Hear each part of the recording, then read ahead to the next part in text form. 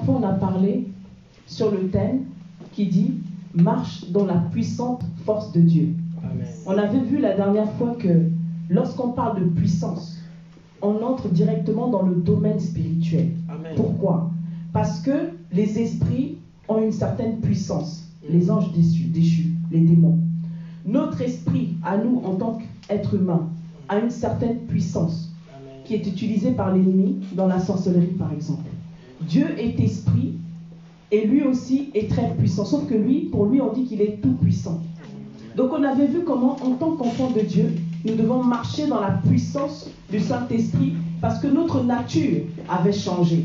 On avait vu dans Jean 1, versets 12 à 13, comment à partir du moment où l'Esprit nous a donné le droit, l'Esprit nous a donné le pouvoir de devenir enfant de Dieu, ça voulait dire qu'on marchait avec la nature de Christ, avec sa puissance. Normalement, ça veut dire que les lois physiques nous sont soumises. Amen.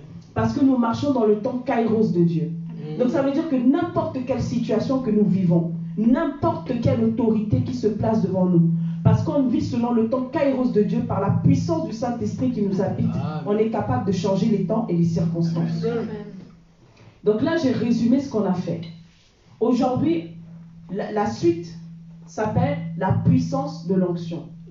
Ça, c'est la suite de ce qu'on va parler aujourd'hui. Et pour cela, on va prendre 2 Rois, verset... Donc, je vais lire rapidement. 2 Rois, verset 2, non, 2 Rois. Amen. Amen. Je lis la parole de Dieu. Amen, amen, amen. Lorsque l'Éternel fit monter Élie au ciel dans un tourbillon, Élie partait à Gilgal avec Élisée. Amen. Élie dit à Élisée, « Reste ici, je te prie, car l'Éternel m'envoie jusqu'à Béthel. » Élisée répondit, « L'Éternel est vivant et ton âme est vivante. Je ne te quitterai point. » Et ils descendirent à Béthel. Les fils des prophètes qui étaient à Béthel sortirent vers Élisée et lui dirent, « Sais-tu que l'Éternel enlève aujourd'hui ton maître au-dessus de ta tête? » Amen. Et il répondit, « Je le sais aussi, taisez-vous. » Élie lui dit, « Élisée, reste ici, je te prie, car l'Éternel m'envoie à Jéricho. » Il répondit, « L'Éternel est vivant, et ton âme est vivante. Je ne te quitterai point. » Ils arrivèrent à Jéricho. Les fils des prophètes qui étaient à Jéricho s'approchèrent d'Élisée et lui dirent, « Sais-tu que l'Éternel enlève aujourd'hui ton maître au-dessus de ta tête? » Il répondit, « Je le sais, taisez-vous. » Amen. Élie lui dit, « Reste ici, je te prie, car l'Éternel m'envoie au Jourdain. » Il répondit, « L'Éternel est vivant, et ton âme est vivante. Je ne te quitterai point. » Ils poursuivirent tous les deux leur chemin. 50 hommes, donc les fils de prophètes, arrivèrent et s'arrêtèrent à distance vis-à-vis d'eux, et s'arrêtèrent au bord du Jourdain. Alors Élie prit son manteau et le roula, et frappa les eaux qui se partagèrent ça et là, et ils passèrent tous les deux à sec. Lorsqu'ils eurent passé, Élie dit à Élisée, « Demande ce que tu veux que je fasse pour toi, avant que je ne sois enlevé d'avec toi. » Élisée répondit, « Qu'il y ait sur moi, je te prie, une double portion de ton esprit. » Élie dit, « Tu me demandes une chose difficile, mais si tu me vois pendant que je serai enlevé d'avec toi, cela t'arrivera ainsi, sinon cela n'arrivera pas. » Comme il continua à marcher en parlant, voici un char de feu et des chevaux de feu les séparaient l'un de l'autre, et Élie monta au ciel dans un tourbillon. Amen. Amen, amen, amen.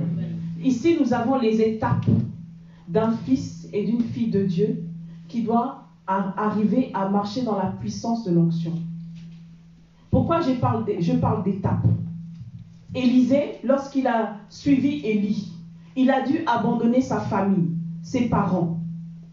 Et quand il a dû abandonner son confort qui était marqué par la richesse qu'il avait. Parce que quand on dit que quelqu'un, à cette époque, en Israël, avait 12 paires de bœufs, ça veut dire que la personne avait une certaine richesse, un certain confort. Donc, Élisée abandonne son confort pour suivre la volonté de Dieu, pour obéir à son appel, pour marcher dans la présence de Dieu. Il se sépare de ses parents biologiques et le Seigneur lui donne un père spirituel. La preuve en est, c'est que lorsqu'Élie va être enlevé, il va dire « mon père, mon père ». Amen. Donc là, il accepte tout ce que le Seigneur lui propose. Il se soumet. il ne résiste pas, il obéit.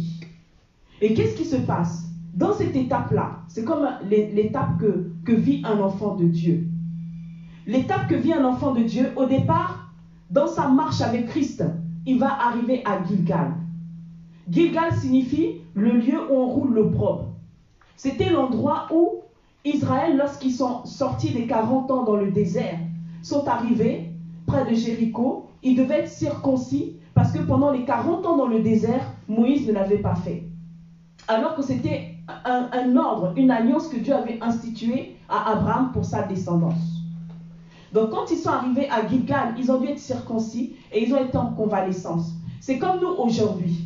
Lorsqu'on accepte Christ dans notre vie, on va se retrouver à Gilgal. Gilgal, c'est l'endroit où on va se séparer de tout ce qui est chair. On va se dépouiller des œuvres mortes. On va se débarrasser de tout ce qui déplaît à Dieu. Gilgal, c'est l'endroit où Dieu va circoncire notre cœur. Va circoncire notre cœur pour enlever tout ce qui est mal, tout ce qui est impur, tout ce qui est vraiment sale devant son trône de gloire. Et c'est aussi l'endroit où, parce que le sang va couler, on va rentrer dans la nouvelle alliance avec Christ. Amen. Et quand le chrétien arrive là, soit le chrétien continue la marche, soit le chrétien se dit, ça fait trop mal, j'arrête. Donc le chrétien a deux choix quand il arrive à Gilgal. Parce que Dieu ne fait pas à moitié. Soit tu suis, soit tu ne suis pas. Maintenant, dans sa marche avec Christ, lorsque le chrétien commence à cheminer avec Dieu, parce qu'il a accepté ce dépouillement de lui-même, il a accepté de se briser, il a accepté de tuer sa chair, qu'est-ce qui se passe? Il arrive à Bethel. Bethel s'appelle maison de Dieu ou maison d'adoration. Quand il arrive à Bethel, ça veut dire que Bethel, c'est l'endroit où Jacob, dans une vision, a vu l'échelle et il a vu des anges monter et descendre. Donc quand un enfant de Dieu arrive à Bethel, son alliance devient plus forte parce qu'à ce moment-là, Dieu commence à lui donner des révélations. Des révélations sur sa personne, des révélations sur sa marche avec Christ, des révélations qui vont conduire sa vie, des révélations sur son appel, des révélations et des révélations. Donc l'enfant de Dieu commence à rentrer dans le surnaturel de Dieu à partir de Bethel. Il commence à contempler la maison de Dieu, contempler le royaume de Dieu. Et quand il arrive à Bethel, il va encore continuer sa marche. Quand il arrive à Jéricho, Jéricho signifie les forteresses qui sont dressées devant toi. C'est-à-dire que quand tu continues de Bethel à Jéricho pour aller atteindre ton objectif, tu vas te retrouver devant des obstacles. Ces obstacles peuvent être spirituels ou ça peut être naturel. Mais à partir du moment où tu as goûté à la révélation de Christ et que tu es déjà rentré dans le naturel, normalement les lois physiques ou n'importe quel esprit ne peut te résister. Donc quand on arrive à Jéricho, qui était la ville maudite, qui était la ville qui ne devait jamais être reconstruite, qui était la forteresse qui était impénétrable, c'est à nous, avec la puissance surnaturelle du Saint-Esprit, de l'onction de Dieu, de dépasser Bethel. Amen, amen, amen. Maintenant, quand Élisée dépasse Jéricho, quand l'enfant de Dieu dépasse ses forteresses pour arriver devant le Jourdain, quand on arrive au Jourdain, c'est l'eau qui descend. Quand l'eau descend, ça veut dire que c'est l'humilité. Normalement, quand tu as subi le brisement t'emmène à commencer à vivre la gloire de Dieu. Et la gloire de Dieu commence à te démontrer que la puissance de Dieu est au-dessus de n'importe quelle forteresse physique ou spirituelle. Et que les lois physiques de ce monde ne peuvent pas te freiner. Et quand tu dépasses ces lois physiques, tu arrives au Jourdain, tu te rends compte que la gloire de Dieu est tellement puissante qu'il te faut l'humilité pour que cette gloire-là t'habite. C'est pour ça que quand on arrive au Jourdain, on diminue. Comme l'eau du Jourdain coule et descend. Donc on diminue. Plus la gloire de Dieu devient intense, plus vous devez diminuer devant la présence de Dieu pour que la gloire de Dieu grandisse en vous. Amen.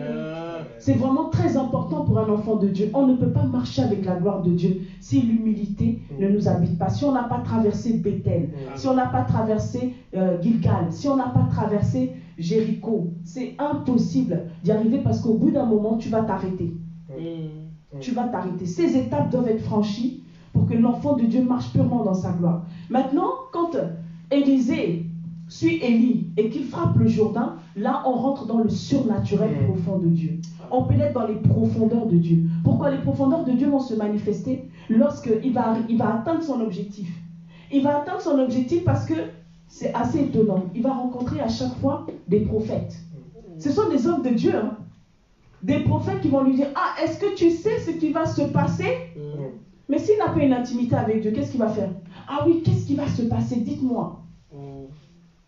Mais quand tu as une intimité avec Dieu, quand on te dit, tu sais ce qui va se passer, tu dis, je sais parce que Dieu m'a déjà parlé. Amen. Merci pour la confirmation. Amen. Mais si dans l'intimité que vous avez avec Dieu, vous êtes en train de cheminer, vous rencontrez effectivement des hommes et des femmes de Dieu qui vont vous dire des choses vous concernant, mais que vous n'avez pas cette certitude dans votre cœur, vous allez être ébranlé. Vous allez être ébranlé. Donc l'intimité de Dieu, durant le parcours de Gilgal à Bethel, de Bethel à Jéricho, de Jéricho au Jourdain, là où tu diminues, doit être forte, doit s'accroître, doit grandir, doit vraiment porter son fruit en toi. Ça doit faire naître l'humilité du Saint-Esprit. Ça doit faire naître le fruit de l'Esprit. Donc quand on arrive là et qu'il traverse le Jourdain pour atteindre son objectif, qu'est-ce qui se passe? Parce qu'il a réussi son objectif, il va recevoir quoi? La puissance de l'onction. La puissance de l'onction. Il ne va pas recevoir simplement ce qu'il avait déjà avant, ce qui pouvait déjà l'habiter, parce que Dieu l'avait déjà appelé, parce que Dieu l'avait déjà choisi, mais il va recevoir la double portion de l'Esprit. Il va recevoir la double portion de l'Esprit, parce qu'il a compris que quand on chemine avec Dieu, et que Dieu nous dit d'aller de gloire en gloire, d'excellence en excellence, ça veut dire que l'onction doit grandir en nous, l'onction doit croître. On ne doit pas être limité parce que le Saint-Esprit nous parle, parce qu'on a certaines révélations. Non! Jésus il a dit que vous ferez même des plus grandes choses que ce que j'ai fait. Si Jésus il a dit ça, ça veut dire que notre parcours dans les profondeurs de Dieu n'est pas terminé. Amen. Et qu'on doit continuer à aller en profondeur pour manifester cette gloire-là. Parce que cette gloire-là, il faut qu'on la transpire. Cette gloire-là, quand tu marches dans la rue, quelqu'un sent que quelque chose s'est passé dans sa vie. Amen. Quand tu es dans le métro, la vie des gens change sans même que tu n'aies besoin de les toucher. Il se passe toujours quelque chose. Parce que quand la gloire de Dieu vient, l'atmosphère change radicalement. Un peu comme la chanson qu'on a chantée. L'onction pour la mission que tu vas avoir à faire pour Dieu sur cette terre. Pour la fonction, pour le service où tu parles en langue. Mais c'est aussi le revêtement de la puissance du Saint-Esprit qui doit t'emmener à travailler pour le Seigneur, qui doit t'emmener à confronter les puissances démoniaques, qui doit t'emmener à faire des prodiges, qui doit faire en sorte que lorsque tu prêches, la parole a une telle puissance que ça a un impact dans les cœurs et automatiquement les gens donnent leur vie à Christ. Amen. Donc voilà ce qui doit nous animer aujourd'hui. Ce que le Seigneur m'a demandé de faire aujourd'hui, c'est de ranimer vos dons. Amen. De ranimer vos dons pour que la puissance de l'onction, la puissance de son esprit vraiment se manifeste en votre vie. Parce qu'on est dans ces fins des temps où on doit voir les fils et les filles de cette dernière génération que la création attend avec un ardent désir. Amen. On doit vraiment voir que nous sommes des vrais fils et des vraies filles de Dieu. On ne peut pas s'appeler chrétien avec le nom. Sinon, c'est la honte. On va te dire, tu es chrétien, ah ben montre-moi ce que Dieu peut faire. Mais tu vas faire comment si tu ne marches pas avec la puissance de Dieu? Tu vas simplement être là en train de convaincre par les mots. De convaincre comme ce que tu as appris. Mais on a besoin de la démonstration de la puissance du Saint-Esprit pour démontrer que Dieu est vivant et que Jésus est ressuscité. Amen. Les gens pensent toujours que Jésus est toujours mort et qu'il est dans la tombe. Mais c'est nous, en tant qu'enfants de Dieu, qui devons démontrer que Jésus est ressuscité. Et on doit démontrer que Jésus est ressuscité par la puissance de l'onction qui doit nous habiter et qu'on doit manifester. Comme ça, lorsqu'on parle au nom de Jésus, les gens sont convaincus parce qu'ils ont la preuve que Jésus est ressuscité. Amen. Les apôtres, quand ils priaient, les disciples, quand ils priaient dans la parole, ils disaient que Jésus était ressuscité. Et quand ils disaient que Jésus était ressuscité, il y avait des miracles qui avaient été faits. Et les gens étaient convaincus. Parce que les gens voyaient la démonstration de la puissance du Saint-Esprit qui les habitait. Amen. Amen. Donc nous devons ne pas être intimidés. Peut-être qu'on a marché à Gilgal, ça nous a fait mal. On se pose des questions de savoir pourquoi les épreuves perdurent. Ce n'est pas grave. Continuez à avancer. Peut-être que d'autres se sont arrêtés à Bethel. en se disant que bon, les révélations sont trop grandes, ça fait peur. Ou peut-être que je suis déjà arrivé, peut-être que je m'arrête là, c'est mieux. Parce que les forteresses de Jéricho que j'aperçois, je ne sais pas si je vais les traverser. Mais quand on marche avec la puissance du Saint-Esprit, toutes les lois physiques sont soumises à la volonté de Dieu. Parce que c'est lui le créateur de l'univers. C'est lui qui a créé le monde visible et les choses invisibles. S'il est le créateur de l'univers, et ce créateur vit en nous, mais qui peut te dépasser? Qui peut te dépasser? Si le créateur même vit en toi.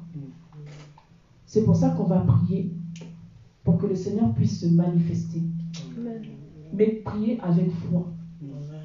Parce que votre appel, le Saint-Esprit vous le révèle. Vous avez besoin aussi de confirmation, mais c'est votre intimité avec le Saint-Esprit qui va faire la différence. Amen. Amen. C'est lui qui va vous confirmer les choses, c'est lui qui va vous montrer les choses, c'est lui qui va vous conduire sur le chemin de la vérité et de la vie. Amen. Vous ne pouvez pas tout attendre simplement que les serviteurs ou même le prophète soient là en train de vous dire, de vous prophétiser sur vos vies. La parole est prophétique. À partir du moment où vous la cultivez chaque jour, elle prophétise déjà sur vos vies. Parce que la parole de Dieu, c'est Dieu lui-même. Donc cette parole, si on dit qu'elle est vivante, c'est qu'elle prophétise tous les jours dans vos vies. Amen. Toutes les fois où vous ouvrez la parole pour méditer, cette parole, elle prophétise. Quand tu te lèves le matin et que tu lis le psaume 23, par exemple, de David, et ben tu es en train de prophétiser sur ta vie parce que dans la journée, le Seigneur parle déjà pour ta vie. Amen. C'est pour ça que le Seigneur veut que chaque jour on médite sa parole parce qu'il prophétise tous les jours sur nos vies. Mais c'est à nous d'avoir conscience que cette prophétie, elle est vivante et c'est à nous de l'accepter pour que cette prophétie prenne vie parce que la parole de Dieu, elle est vivante. Elle est vivante parce qu'elle veut créer quelque chose qui n'existe pas dans ta vie. Mais elle a besoin que toi tu sors de la lettre, que toi tu sors de la connaissance, que toi tu sors de tout ce que tu sais. Que toi tu sors de ce que tu as déjà expérimenté pour rentrer dans sa gloire. Amen. Une gloire plus grande que celle que tu as déjà expérimentée. Puisqu'on doit aller de gloire en gloire, on n'a pas fini. Tant que la course continue, tu dois courir vite. C'est la vérité. Tu dois courir vite pour atteindre ton objectif. Amen. Les barrières, c'est terminé. Il faut enlever toutes les barrières. Parce que quand on sort de l'église, on a l'impression que la vie redevient normale. Ah, c'était bien, on a connu un moment surnaturel dans l'église. Dieu s'est manifesté et on laisse Dieu à l'église. Non. Tu ne peux pas sortir d'ici en laissant Dieu ici, en te disant « Oh là là, c'était bien » et tu sors et tu regardes la vie comme si tout est normal et que la normalité reprend le dessus sur ta vie. Non. Si tu es un fils et tu es une fille de Dieu, tu dois vivre dans le surnaturel. Donc la vie n'est pas normale pour toi. Tu vis une vie anormale. On va te traiter de fou. On va te traiter de folle. Parce que le monde ne comprend pas les choses de l'esprit. Et elle ne peut même pas. Il y a une séparation radicale entre la chair et l'esprit. Donc à partir du moment où vous marchez par l'esprit, vous devenez des êtres spirituels, des hommes et des femmes spirituels. Un homme et une femme spirituelle vivent dans l'esprit. C'est pour ça que Dieu dit qu'ils adorent Dieu en esprit et en vérité. Amen. Le côté charnel n'existe plus. L'homme animal a disparu. Tu es censé déjà avoir fait disparaître ça. Si ça vit encore, c'est qu'il y a un problème. Dieu veut des hommes et des femmes spirituels aujourd'hui, surtout en ce moment, pour confronter les prophètes, les faux prophètes de Baal et d'Astarté sur le mont Carmel. Le Seigneur a besoin des Élis qui se tiennent sur le mont Carmel pour une confrontation de puissance et d'autorité.